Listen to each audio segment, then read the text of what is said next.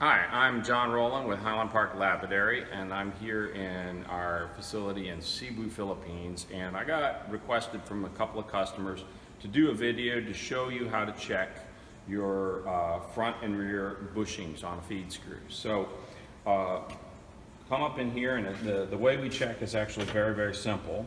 With the carriage unlocked, if you look at the feed screw down here, that there's a couple things that you'll see is that you've got your collar, and then on this one you can hardly see the bushing. It's been adjusted, so if we look at front to rear slop, there's not much, but the flange of the bushing has been worn out, so that's a sign for me that this bushing needs replaced. And then I'm going to pull it up and down, and you can see I'm getting all kinds of movement here. Now this is a real indication that this one is done. Now we'll walk over to the next machine here. Now this one we just serviced. Now I'm going to do the same thing. It's unlocked. I'm going up and down. I got hardly any movement, and front to back, no movement. So, and you can see the flange of the bushing right here. So this one's got a fresh bushing in it. The back is kind of the same check where you're going up and down. You want your feed dogs unlocked, if you got a lot of slop on the back, it's less critical than the front. On the front, what you've got is the worm gear and the worm itself. And when the teeth are meshing properly, you got good thread engagement like that. So what happens is when that bushing starts wearing, that lower gear can start dropping down, and then the teeth aren't meshing quite right. And if the flange of the bushing starts getting thinner and you have movement front to back of that feed screw, then what happens is the gear can go offset. So you look at that adjustment and you keep that backlash end to end adjusted out, but also when that bushing starts getting worn, you replace the bushing before you have to end up replacing the gears. If you do it on preventative maintenance, then you're replacing a $2 or $3 bushing instead of a $70 set of gears. So the first step to replacing the bushing is we're going to remove this bolt and this bolt, and we've got a silicone seal here. We got to be very careful when we pry this out to not break. You don't want to pry underneath these gears so you can break them off, because that silicone seal is strong. So what I generally do is I'll put a screwdriver or something in here and pry against this and the housing, so I can lift the housing up slowly without prying underneath the edge. You don't want to stick anything underneath the edge because you can damage the sealing surface. Okay, so we pulled the feed screw out of this saw, and one of the first things that we see is we've got some wear on this shaft. Now we're going to have to run it for a little bit longer because we don't have a spare right now, but normally if you see that much wear, it's time to replace the shaft. Now what we're going to do next is the bushing that's in this hole, we're going to get a socket in the socket, and we'll get a socket that's smaller than the bushing, but we'll hit it, and we're just going to tap that bushing out. You see the bushing coming out now.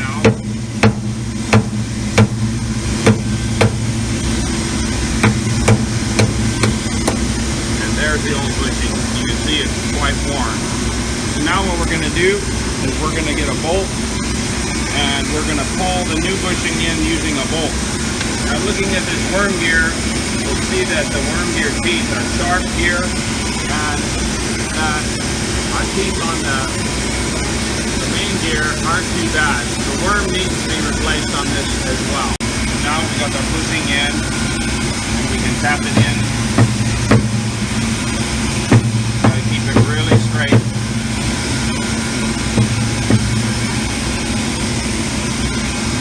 we're going to put a bolt in, a flat washer, and a nut on this back side. And what we're doing with this, we can use the bolt to essentially press this bushing without having to tear the whole saw apart. We don't have to take the bracket out, we can just tighten up the bushing.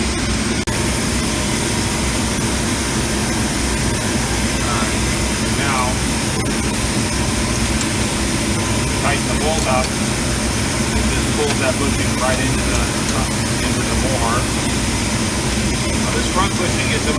reinforce bushing, because if this bushing gets warm, then the gears can get damaged. The back bushing, if it gets loose, then the shaft just can move around a little at the tail end, but it's not as critical.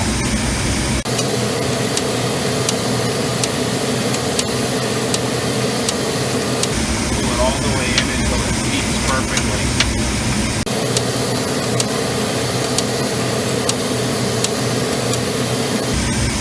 Okay.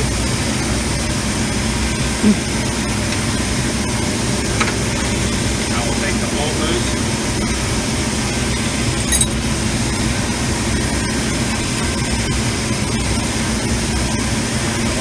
Left to do is we need to ream our bushing out just a tiny bit, because if the bushing is pressed, it will squeeze together a little bit and it may be too tight on the shaft.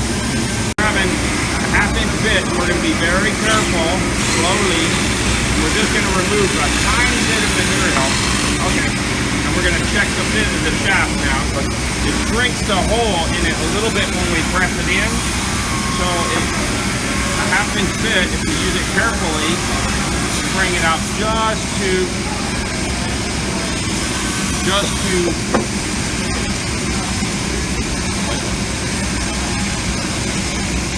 now if it's a little tight, like right now this is a little tight, so just grab me that hammer, leave it right here, grab me that hammer. Now this is the trick, when you're a little tight,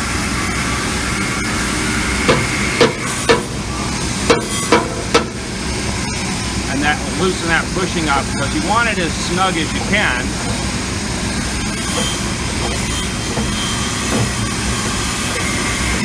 Once you get to the threaded part,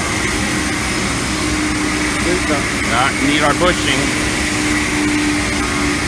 So our collar, we make sure that the face of that collar is good and smooth.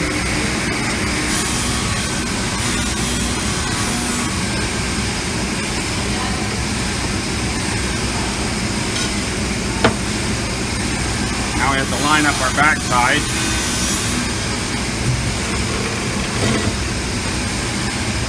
We're lining up the back hole. And now we're get our teeth adjusted. Now what's convenient is if you turn it so that the flat is on the top, it's easier to tighten up the set screws. And now we're bringing that collar down, and with the shaft shoved all the way back, now we can tighten the set screw.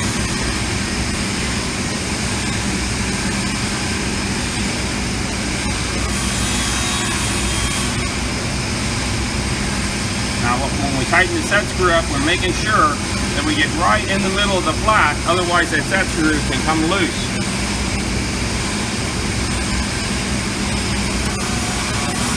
Get it good and tight, but that's what it pushes against. Now the next thing we're going to do is we're going to clean all the old glue off, and we're going to degrease the front, and we're going to degrease the housing.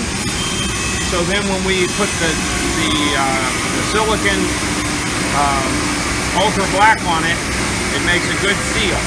And if it's got oil on it, it won't seal well. Okay, so we're removing all that extra gasket material.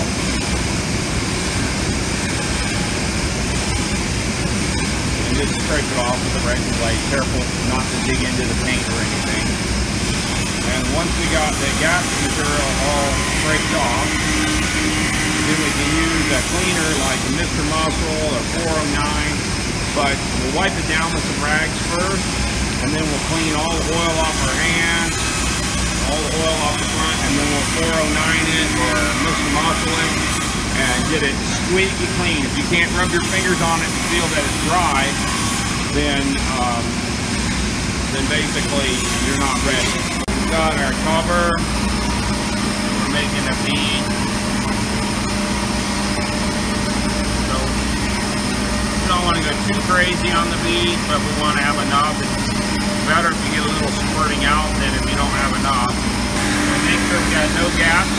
And we're ready to bolt it on here.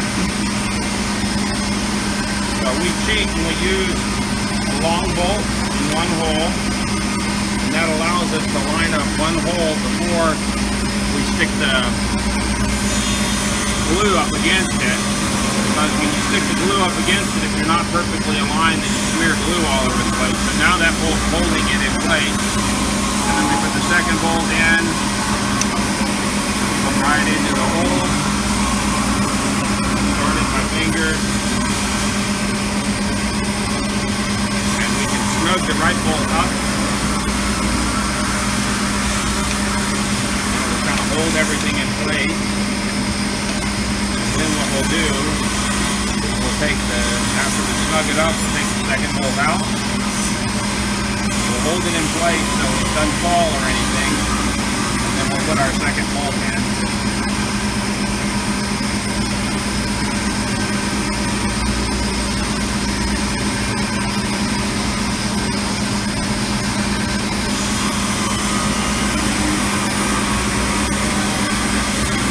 The 2 bolts are in. Snug them up, but we won't over tighten, because if you over tighten, you can strip your threads out, and that creates you a big headache.